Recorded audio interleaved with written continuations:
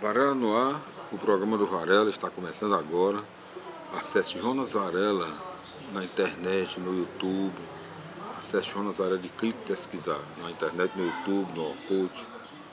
E veja o nosso programa, né? E na direção geral, Lucas Varela, Naira Varela e Mona Lisa Varela, e mais um diretor também, Wildenberg Mororó. Um outro programa especial do Varela é o mesmo programa, Varela no ar. Então, no outro horário, né? Então, antes de começar o nosso quadro hoje, na Varela no ar, no programa do Varela, nós vamos apresentar a vida de Jesus, né? A vida de Jesus, Ellen G. White é a autora da vida de Jesus. The Life of Jesus é a original, né? A vida de Jesus, capítulo 8, né?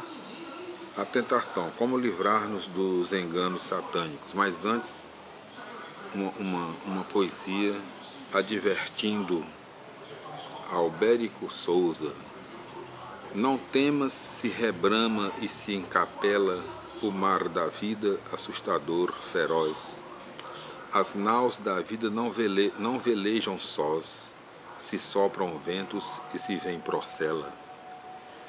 No além o chefe dos poderes vela, e a tempestade lhe obedece à voz, pois ele ordena que ela passe e após, que frui bonança o coração revela.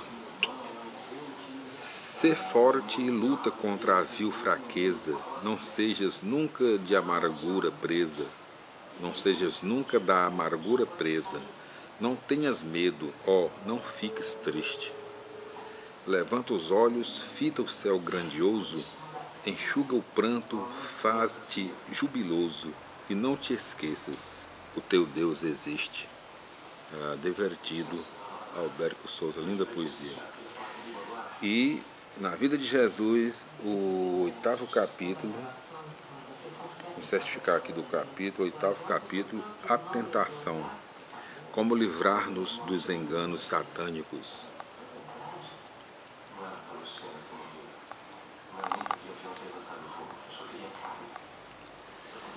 Depois do batismo, Jesus foi conduzido pelo Espírito ao deserto a fim de ser tentado pelo diabo.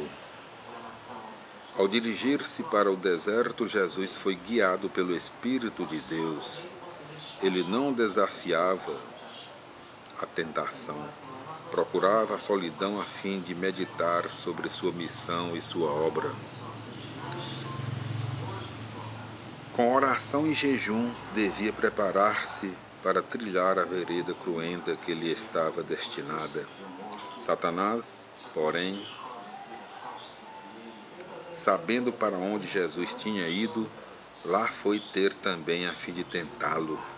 Ao deixar o Jordão, o rosto de Jesus reverberava a glória de Deus. Quando, porém, chegou ao deserto, essa glória se desvaneceu. Os pecados do mundo foram postos sobre ele e experimentou uma tal aflição e tristeza que não é possível exprimir. Sofria por amor dos pecadores. Adão e Eva haviam desobedecido a Deus comendo do fruto proibido.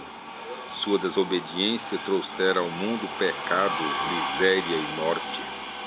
Jesus veio para dar um exemplo de obediência. No deserto, depois de haver jejuado 40 dias, não quis contrariar a vontade de Deus, nem mesmo para conseguir alimento. Uma das tentações a que sucumbiram nossos pais foi o apetite. Por meio desse prolongado jejum, Jesus devia mostrar que o apetite deve ser dominado. Satanás tenta o homem a condescender com o apetite, porque isso debilita o físico e embota o espírito. Nestas condições, ele tem maior certeza de enganar o homem e destruí-lo. O exemplo de Cristo, porém, nos ensina que todo mau desejo deve ser evitado, deve ser vencido.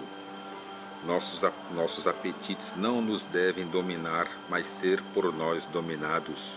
Quando Satanás apareceu a Cristo pela primeira vez, tinha a semelhança de um anjo de luz. Alegava ser um mensageiro do céu. Disse a Jesus que não era a vontade do Pai que ele se sujeitasse a tais sofrimentos, que devia somente dar a conhecer sua boa vontade para a eles se submeter.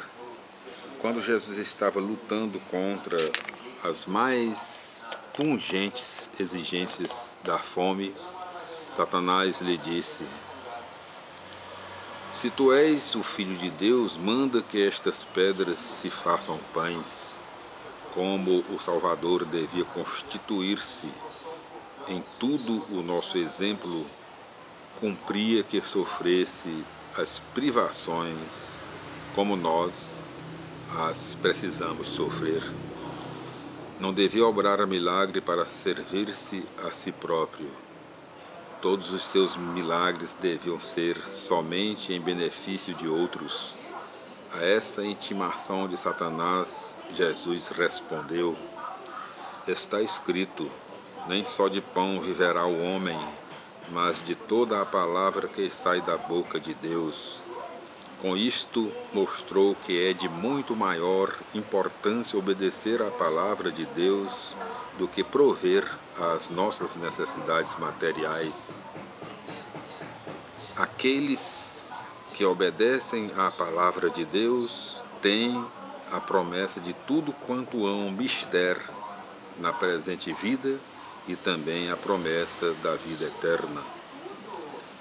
Satanás fracassou, pois, no seu plano de vencer a Cristo por esta primeira tentação. Daí o transportou ao pináculo do templo em Jerusalém e disse: se tu és o Filho de Deus, lança-te daqui abaixo, porque está escrito que a seus anjos ordenará a respeito de ti, e tomar-te-ão nas mãos para que nunca tropeces em alguma pedra. Satanás imitou aqui o exemplo de Cristo, citando as Escrituras. Essa promessa, entretanto, não é feita àqueles que espontaneamente se atiram ao perigo. Deus não tinha ordenado a Jesus que se atirasse do pináculo abaixo. E Jesus não o faria somente para satisfazer a Satanás. Por isso respondeu-lhe: também está escrito, não tentarás ao Senhor teu Deus. Devemos confiar na proteção de nosso Pai Celestial, porém não aventurar-nos em perigos que Ele não nos deparou. Devemos deixar de fazer aquilo que Deus proibiu, porque Deus é misericordioso e pronto para perdoar. Muitos entendem que não há perigo em desobedecer-lhe, mas isto é presunção. Deus perdoa todo aquele que busca o seu perdão e se afasta do pecado. Aqueles, porém, que persistem em desobedecer-lhe, ele não pode abençoar. Satanás manifestou então o que ele realmente era, o príncipe das potestades das trevas. Tomando a Jesus, transportou-o ao cume de uma montanha e aí lhe mostrou todos os reinos deste mundo. O sol banhava com sua luz magníficas cidades, lindos palácios e ubérrimos campos cobertos de vinhedos. Disse-lhe Satanás: tudo isto te darei se, prostrado, me adorares. Jesus lançou um rápido olhar sobre aquela cena, depois voltou-lhe decididamente as costas. Satanás lhe havia apresentado o mundo no seu aspecto mais atraente. A vista de Jesus, porém, divisava outra coisa por baixo desse brilho exterior. Via aí o mundo na sua miséria e no seu pecado, apartado de Deus. Toda essa miséria era o resultado de haver o homem renegado o seu Criador para render pleito ao diabo. O coração de Jesus ardia no desejo de resgatar o que se havia perdido.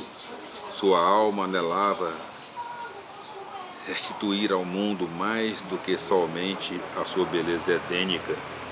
Desejava colocar o homem em posição de vantagem para com Deus. Por amor do pecador, ele estava resistindo à tentação.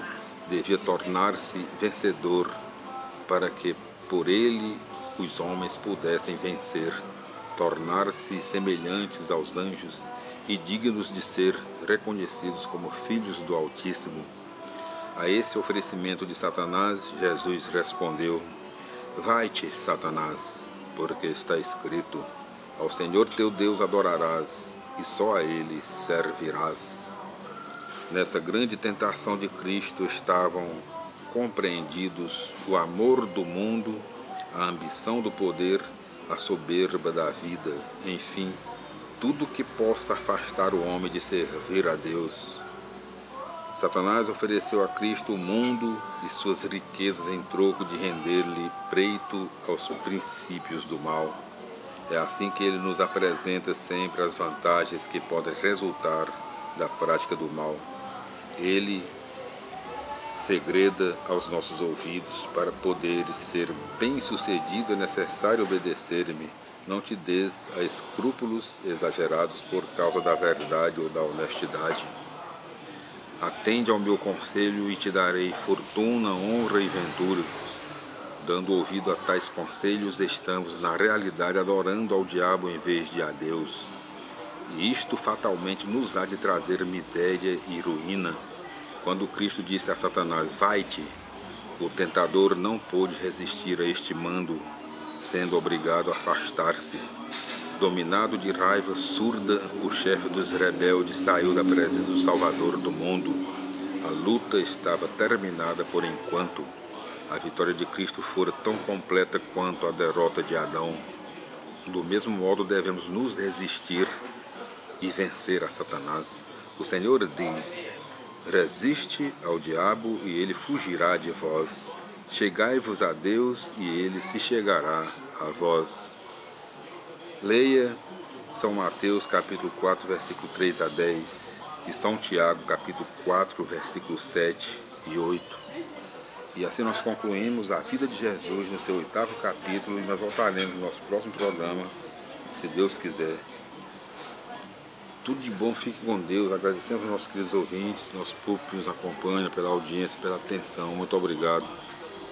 Fique com Deus, tudo de bom. Até o nosso próximo encontro, se Deus quiser. E lembrando mais uma vez, acompanhe a nossa missionária Vária Varela, né? Nossa querida empresária, jornalista, missionária e radialista. Em todos aqueles programas que eu já falei aqui. Pregação da palavra de Deus nas igrejas, ganhando almas, ganhando vidas para Jesus. Os seus programas de rádio, a sua clínica lá, na Aldeota, Clínica Varela, na Oswaldo Cruz 1660. E é de lá que ela tira o sustento financeiro para fazer a obra do Senhor. Vamos abençoar nossa querida Natália Varela, nossa querida radialista, jornalista, empresária e missionária. Meus irmãos, agradecemos de coração sua audiência, sua atenção. Até o nosso próximo encontro. Se Deus quiser, fiquem na paz, fiquem com Deus e até lá.